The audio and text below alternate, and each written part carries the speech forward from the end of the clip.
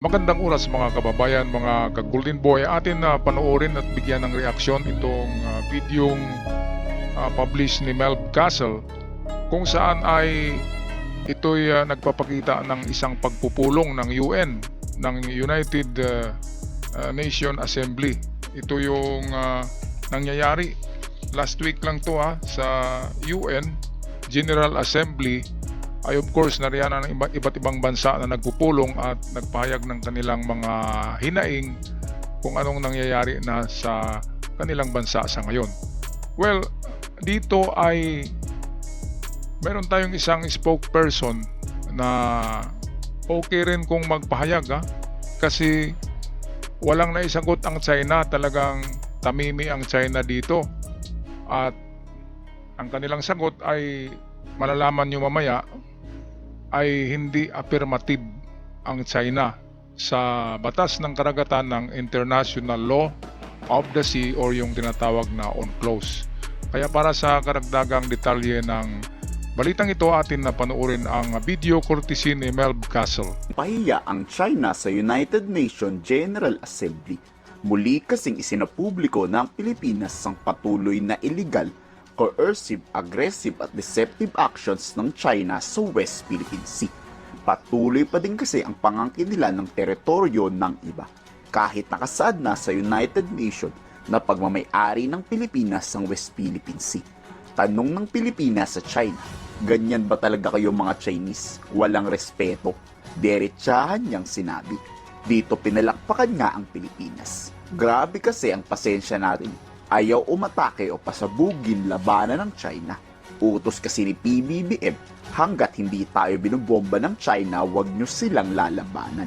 Ang kaso nga lang papaano, puro water cannon lang rin ang ginagawa ng mga Chinese. Ayan, so ito ang nakakahiya mga kababayan kasi palagi na lang tayong pinapaliguan ng water cannon na yan. Water cannon kasi hindi yan firearms, kaya pwedeng pang pangbubuli gamitin na pambubuli diyan sa WPS. Ngayon, okay lang yan kung isang beses, dalawang beses na binomba tayo. Pero kung palagi na lang tapos hinahabol pa tayo, hinahabol pa yung barko natin tapos binubomba, para tayong duwag na aso na bahagbuntot na tumakbo tapos hinabol ng tigre. Kaya kung ganon na ang labanan ay bombahan ng tubig, bakit hindi tayo magpagawa rin ng malakas na bumbero na barko na mayroong water cannon din? 'Di ba? Pwede naman tayong makahingi ng tulong sa Japan, 'di ba? Sa Amerika ng donation kung wala nga tayong pera kasi pinagnanakaw na ng mga buhaya. Ay gagawa tayo ng maraming barko na mayroong water cannon. At lulunurin natin, palubugin natin yung kanilang mga coast guard sa water cannon. Ibig sabihin, ng ating water cannon, gawin nating times 3 na mas malakas pa sa kanilang water cannon. Para matakot din sila na lumapit sa ating mga barko, di ba? Kasi palagi na lang nasisira yung mga maliliit nating barko nasisira kapag nababasa. Yung water cannon nila, dagat pa naman yun. Hindi kinakalawang yung electronics. Kaya kung ang labanan na water cannon, bakit hindi pagawa tayo maraming water cannon kung ganun? Kasi dito lang naman tayo makipagbakbakan ng water cannon sa ating karagatan, di ba? Sundin natin ang United Nations Convention na Law of the Sea. So kung nandito lang tayo sa ating teritoryo, wala tayong kasalanan yan kung makipagbumbiruhan tayo, di ba? Mga kababayan, kaya dito sa pagpupulong na ito ng General Assembly ng UN ay walang naisagot ang China kasi nagpalakpakan na ang mga palakpakan ang mga membro ng UN, United Nations. Ang dami-daming membro ng United Nations, halos lahat ng bansa yan. Palakpakan lahat Ang pumalakpak lang sa China ay Korea at saka Russia. Mga representatives ng Korea at Russia, dalawa lang pumalakpak sa China. Sa Pilipino na spokesperson, halos lahat Kaya dito, pakinggan natin mamaya ang sagot ng China. Talagang nakakanginig laman yung sagot nila. tungkol sa kanilang stand yan sa WPS. Okay, balik tayo sa video ni Melbs Castles. I would like to reiterate that the 2016 Arbitral Award is final and binding. It is in line with the 1982 UNCLOS. This evening, our Secretary of Foreign Affairs emphasized that to maritime nations such as the Philippines, international law, particularly the 1982 UNCLOS, is fundamental to our future. While our government vessels and fisher folk continue to be harassed in our own waters, and as we remain on the receiving end of illegal, coercive, aggressive, and dangerous actions in the South China Sea, we abide by the UNCLOS as reinforced by the binding 2016 Arbitral Award on the South China Sea. Ayan, so alam yan ng yung United Nations na talagang na-award na yan sa atin. Yung 2016 pa daw na-award yan eh. Yung karagatan nga dyan sa ating economic zone na kiniklaim natin hanggang Baho de Masinloc, yan ay pagmamayari ng Pilipinas with accordance sa law of the sea ng international law of the sea. Atin yan. Pero ang China ayaw talaga eh. Gusto talaga nila na yung historical claim nila na sa kanila daw mga ninuno yan. Yan anong basihan nila? Kahit mapa nga, Abelardo map ay atin yan eh. Kahit sa mapa ng Espanyol, atin yan. Kahit sa mapa ni Columbus, atin yan. Kahit sa mapa ni Marco Polo, atin yan. Kahit sa mapa ng Maharlikans, atin pa rin yan. Kahit sa tingnan na mapa, atin yan. Kaya anong historical ang pinagsasabi nitong China? Ay talagang ayaw lang talaga nila umalis dyan, di ba mga kababayan? Wala silang pagbasihan. Yung kanilang ebidensya ay word of the mouth lang eh. Yung salita lang ba? Wala talaga, kahit mapa, walang nakalagay doon na sa kanila ito. Kaya napahiya ang spokesperson ng China. Trabaho lang naman yan eh.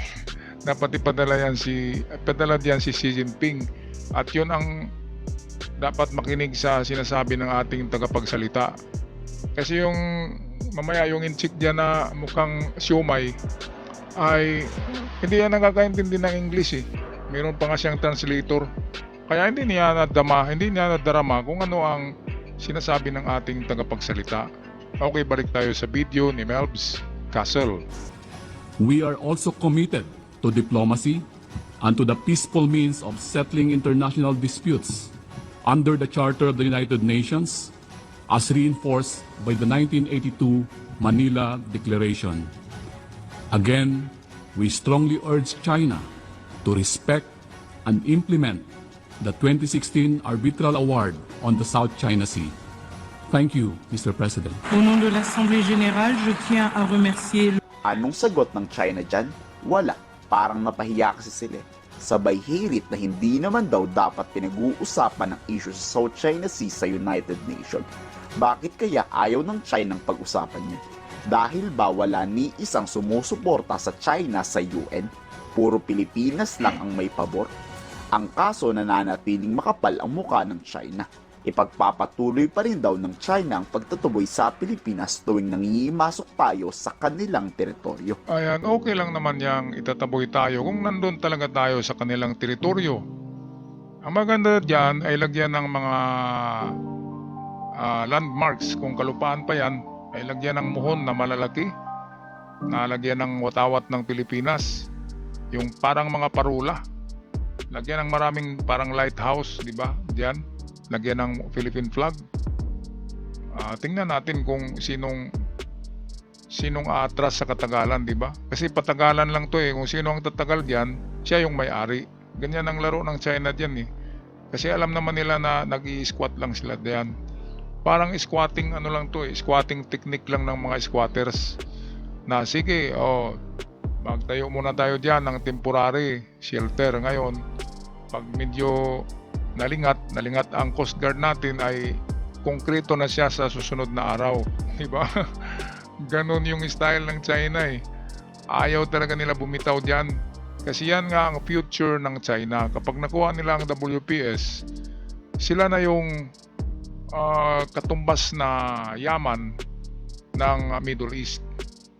Kasi napakarami talagang reserba pala diyan na langis. At hindi lang minerals at saka mga resources, pagkain, isda, mga perlas, giant clamshell, giant pearls, nariyan eh. Inarbis na nga nila eh. Tagal na, di ba? Mga kababayan, yung natira diyan ay yung hindi natamaan ng kanilang bulldozer na harvester eh. Grabe. Kaya ito na ngayon ang dapat pukusan ng ating gobyerno, hindi yung mga buhaya. Dapat summary execution na yung mga buhaya na yan. At wag nang gumastos ng session araw-araw.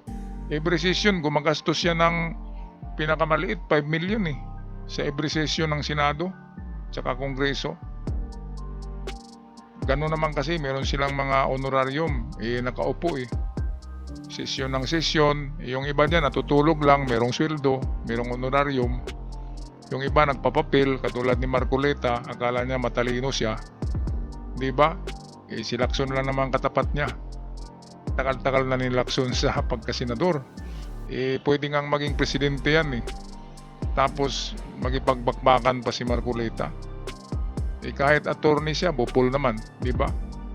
Kahit si Soto lang katapat niya, hindi siya pwede. Experience kasi is the best teacher. Yung experience, the best teacher. Si Marcoleta, first year pa lang niya sa Senado, ganyan na siya. Nagpapaipal, nagpapasikat na, nakakala niya matalino talaga siya. Ay nako, huling-huli yung asawa niya ay tauhan pala ni Diskaya eh. Nagtatrabaho sa sa Diskaya Insurance Company. Grabe. Okay, balik tayo sa video. At dito atin pakinggan ang translation na sagot ng Incheck kasi hindi marunong mag-English, nagpa-translate pa ito. Okay, video courtesy ni Melvis Castle. So it means tuloy pa rin ang water cannon at banggaan. In response to the remarks made by some countries, China hereby exercises its right of reply. China has consistently maintained that the United Nations is not the appropriate forum for discussing South China Sea issues. However, in light of certain erroneous arguments, China deems it necessary to offer a solid response. China's position on South China Sea arbitration case has been consistently clear. The ruling is illegal and null and void. China neither accepts nor recognizes the ruling, nor does it accept any claims or actions based on it.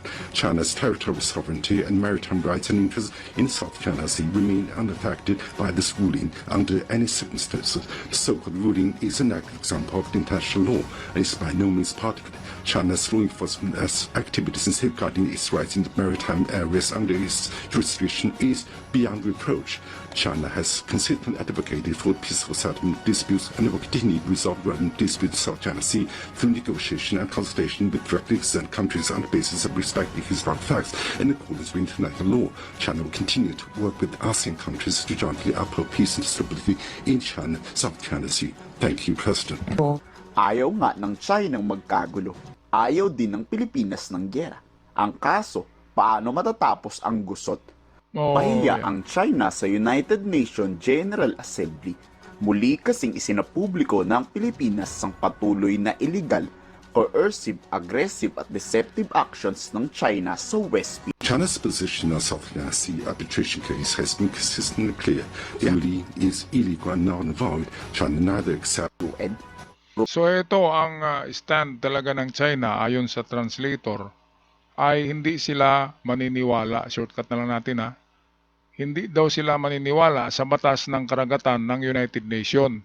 Dahil nga ang pinagbasihan daw nila ay ang kanilang mga ninuno. Yung historical claim nila ang pinagbasihan nila. Dahil daw nakarating daw ang pinuno nila diyan sa Zambales. Yung mga ancestors pa nila nakarating daw ng Zambales at Palawan. So ibig sabihin sa kanila daw yung Zambales at Palawan. Ngayon dahil sa talagang parte ng lupa ng Pilipinas ang Zambales at Palawan, ang kiniklaim nila ngayon ay ang karagatan. Ngayon ang karagatan, pag na-claim na nila yan, nakapagpatayo na ng artificial island yan at iba pang military infrastructures. Sa susunod na taon yata sila magtayo diyan eh. Ang isusunod nila diyan pagkuha ay ang Zambales na at saka Palawan dahil nga meron silang historical claim daw diyan. Kaya yan, taga Palawan, Zambales, Maganda na kayo sa ano diyan, pagsakop sa inyo ng mga inchik. Yun ang kanilang historical claim eh. Wala tayong magawa diyan. Yan ang kanilang paniniwala. Pero sa batas ng international, kung talagang mga tao ito na taga planet Earth, ay dapat makipag-isa sila sa United Nation kasi nga ito na yung United Nation. Ito na yung kapulungan ng pinagsama-samang nasyon ng buong mundo. Bakit hindi sila naniniwala? Bakit hindi sila sumusunod sa UN? Ano bang paningin nila sa United Nation? Mga ano lang ba to? Mga kutong lupa lang ba to? Mga diwindi lang ba to? Ibig sabihin, malaki ang paniniwala nila na sila yung hari sa buong planet Earth. 'Di ba? Ang hindi naniniwala sa batas na international ay hindi taga planetang Earth. Mga kababayan, taga ano 'yan? Taga Pluto, taga Mars, taga Jupiter na mga alien. So kung alien itong mga Chinese na to, ay dapat pauwiin natin to kung saan galing to na universe. Kasi ayaw nila maniwala ng batas eh. Lalo na batas ng Pilipinas, hindi sila maniniwala. Batas pa nga ng UN, hindi sila maniniwala. Sa International Convention, Law of the Sea, ayaw nila maniwala. Lalo na sa batas natin, di ba? Sa Pilipinas. Kasi ang tingin nila sa atin ay parang tingaw lang, parang pulmigas o langgam, maliliit. Kaya wala silang respeto, wala talagang respeto ang Chinese. So ito na dapat ang pagtuunan ng ating gobyerno. Hindi itong mga buhaya, kasi ang mga buhaya na yan, dapat gapusin lang yan tapos lagyan ng pabigat, ihulog sa dagat, di ba? Tapos na, dito tayo harap sa totoong kalaban natin. Dito tayo harap sa totoong dapat natin dipinsahan ang ating teritoryo. At itong pumapasok ngayon na kalaban natin, walang iba kundi itong mga inchik. So ano bang dapat paghandain natin dyan? Of course, dipinsa natin sa ating karagatan. Ano ba yan? Hindi ang ating armed forces, ang ating Philippine Navy, ang ating Philippine Coast Guard, at kasama na dyan pati na ating Philippine Army. Alright, anong masasabi nyo dito mga kababayan sa napakatigas na stand ng China sa WPS na hindi talaga sila atras at hindi rin sila maniwala sa International Law of the Sea? Pag-comment na lang sa ating comment section at sa mga bago pa lamang napadpad sa channel, maraming salamat sa iyo at huwag kalimutan mag-subscribe. Maraming salamat hanggang sa muli. Paalam.